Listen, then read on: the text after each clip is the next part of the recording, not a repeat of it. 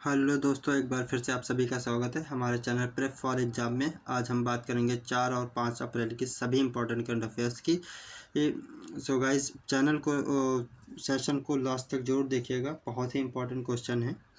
सो आइए देखते हैं। पहला क्वेश्चन है, हाल ही में हुए चुनाव में जीत के बाद अब्दुल फतेह अल सीसी वर्तमान में किस कार्यकाल के लिए मिस्र के राष्ट्रपति के रूप में कार्यरत हैं। ठीक है, तो अब्दुल फतेह अल सीसी मिस्र के राष्ट्रपति के रूप में किस कार्यकाल के लिए फिर से चुन लिया गया है। ये तीसरे कार्यकाल के लिए इन्हें फिर से चुन लिया गया है।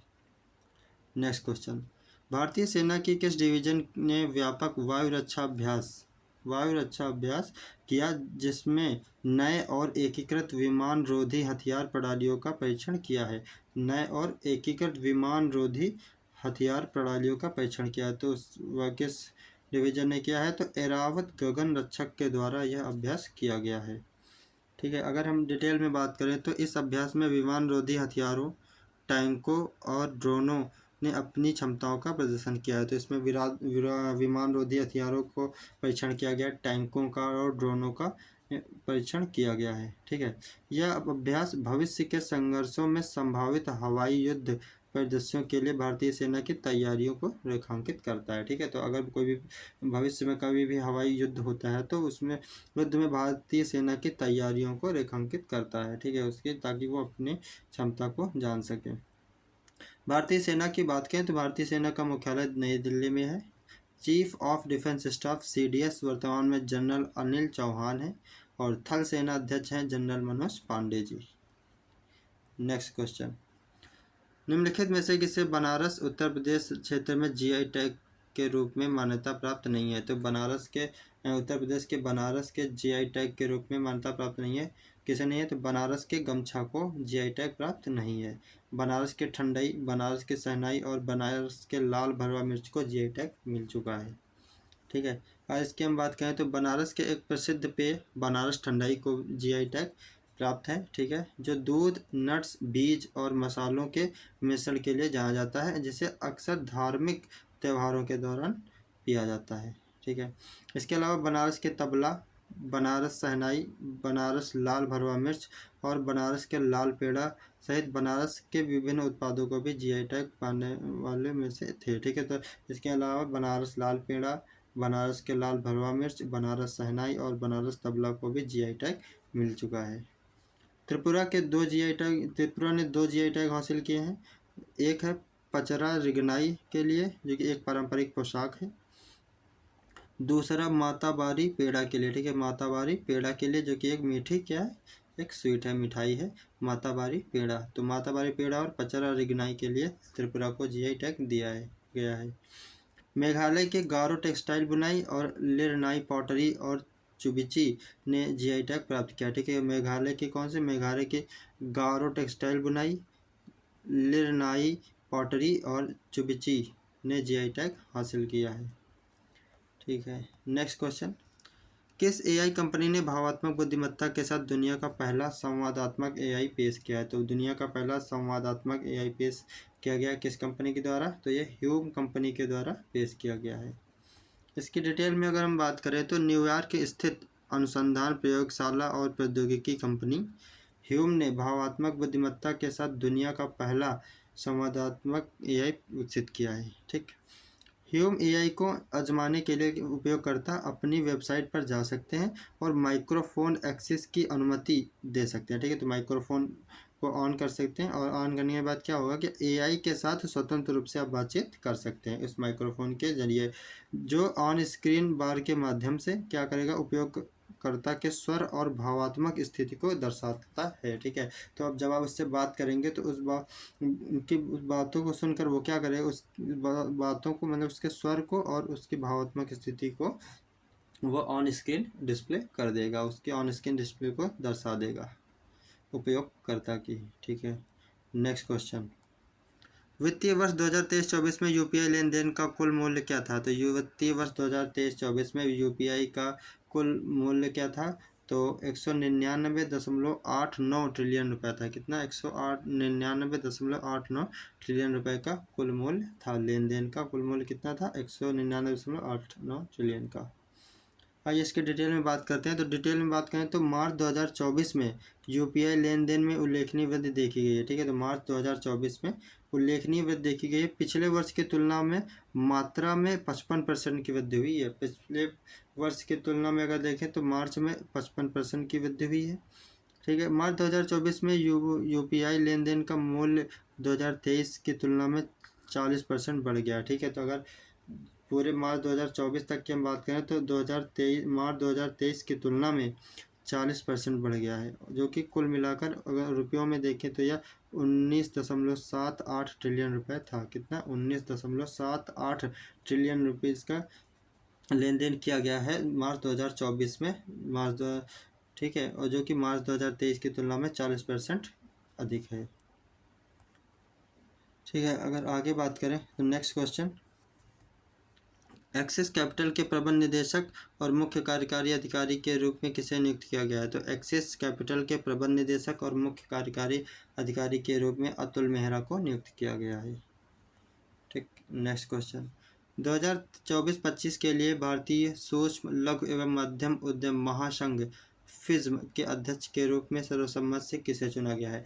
तो भारतीय सूक्ष्म लघु एवं मध्यम उद्यम महासंघ फिज्म के अध्यक्ष के रूप में संदीप जैन को अभी हाल ही में चुना गया है। ठीक है, तो फिज्म के अध्यक्ष के रूप में किसे? संदीप जैन को चुना गया है।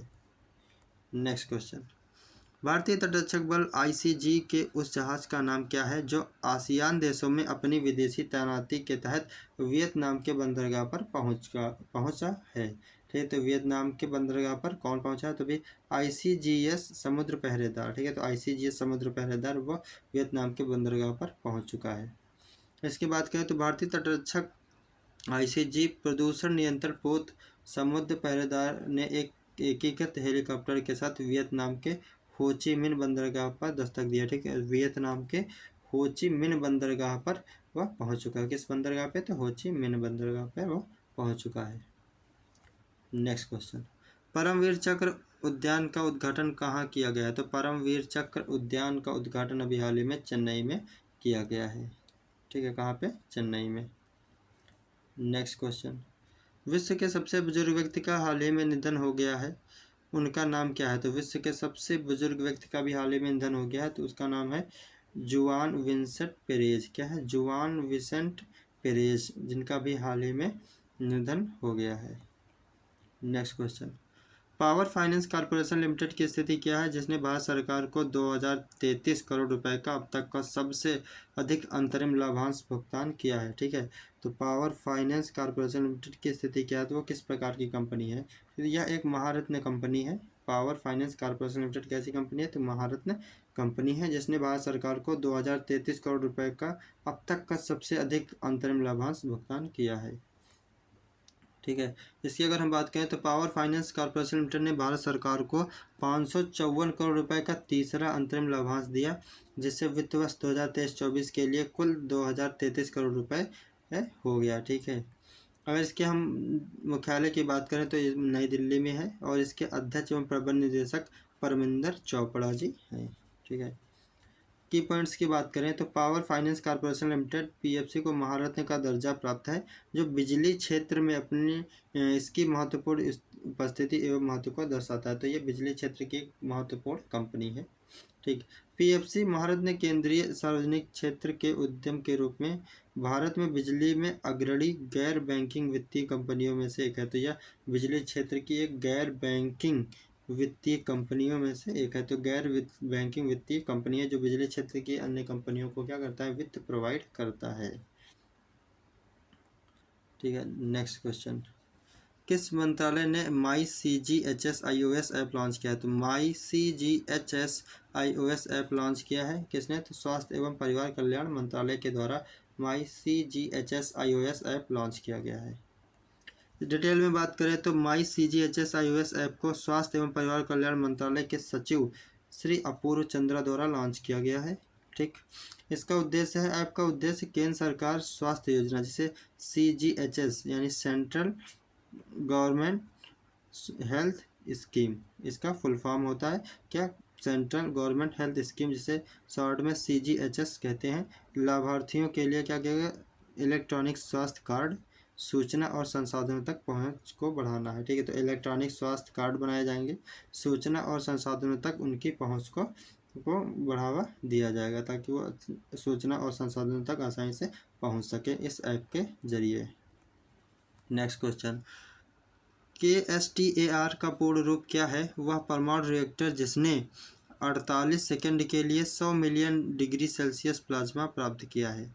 तो KSTAR का फुल फॉर्म क्या है? कोरियाई super conducting tokamak advanced research. ठीक है, तो ये कोरिया की कंपनी है, इसका नाम है कोरियाई super conducting tokamak advanced research. ठीक है, इसने क्या 48 सेकंड तक 100 मिलियन डिग्री सेल्सियस पर प्लाज्मा की स्थिति को प्राप्त किया है। ठीक है, तो 48 सेकंड तक प्लाज्मा की स्थिति को इसने प्राप्त किया है 100 मिलियन डिग्री सेल्सियस पर, जो कि अपने आप में एक अचीवमेंट है।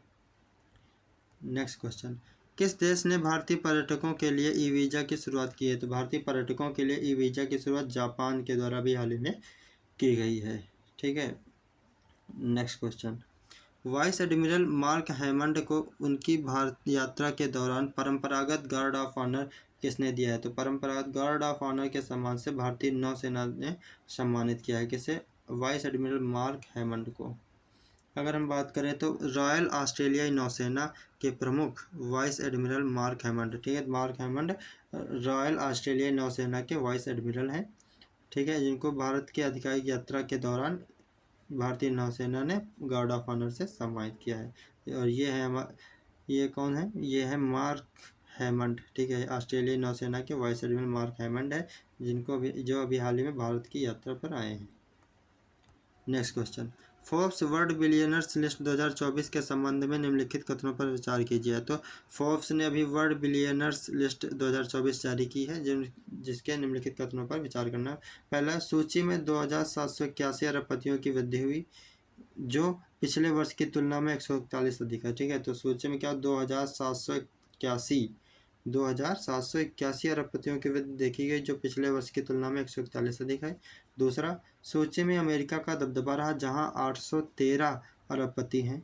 तीसरा, मुकेश अंबानी ने एशिया के 9वें सबसे अमीर व्यक्ति का अपना खिताब बरकरार रखा है। तो इसमें अगर बात करें तो इसका ऑप्शन एक, पहला और दूसरा बिल्कुल सही है। पहला और दूसरा बिल्कुल सही है और तीसरा गलत होगा इसका। डिटेल में बात करें तो विश्व के सबसे अमीर व्यक्ति बर्नार्ड अर्नॉल्ट हैं। कौन है? विश्व के सबसे अमीर व्यक्ति की बात करें तो बर्नार्ड अर्नॉल्ट को सबसे अमीर व्यक्ति चुना गया है। दूसरे नंबर पर एलन मस्क हैं और भारत के मुकेश अंबानी 9वें स्थान पे हैं और इनका भारत में पहला स्थान है। नेक्स्ट क्वेश्चन, अभिनेता विश्वेश्वर राव, जिनका हाल ही में निधन हो गया है, मुख्य रूप से किस फिल्म उद्योग में अपनी भूमिका के लिए जाने जाते हैं? तो फिल्म उद्योग में किस भूमिका के लिए जाने जाते हैं? तमिल फिल्म उद्योग में अपनी भूमिका के लिए जाने जाते हैं। ठीक है, तो ये तमिल फिल्म उद्योग में अपनी भूमिका के लिए जाने जाते थे। कौन? अभिनेता विश्वेश्वर राव। ठीक है, नेक्स्ट क्वेश्चन, अंतर्राष्ट्रीय खाद्यान्न जागरूकता दिवस 2024 का विषय क्या है? तो अंतर्राष्ट्रीय खाद्यान्न जागरूकता दिवस 2024 का विषय है प्रोटेक्टिंग लाइफ्स बिल्डिंग पीस। ठीक है, प्रोटेक्टिंग लाइफ बिल्डिंग पीस इसका विषय रहा है। ठीक है, इसकी बात करें तो 4 अप्रैल को अंतर्राष्ट्रीय खनन जागरूकता दिवस मनाया जाता है। प्रतिवर्ष 4 अप्रैल को अंतर्राष्ट्रीय खनन जागरूकता दिवस मनाया जाता है, जिसका इस बार का थीम था प्रोटेक्टिंग लाइफ्स बिल्डिंग पीस। ठीक है, सो गाइज ये थे 4 और 5 अप्रैल के सभी इम्पोर्टेंट करंट अफेयर्स। अगर सेशन पसंद आया तो लाइक करिएगा और चैनल को सब्सक्राइब जरूर करिएगा। धन्यवाद।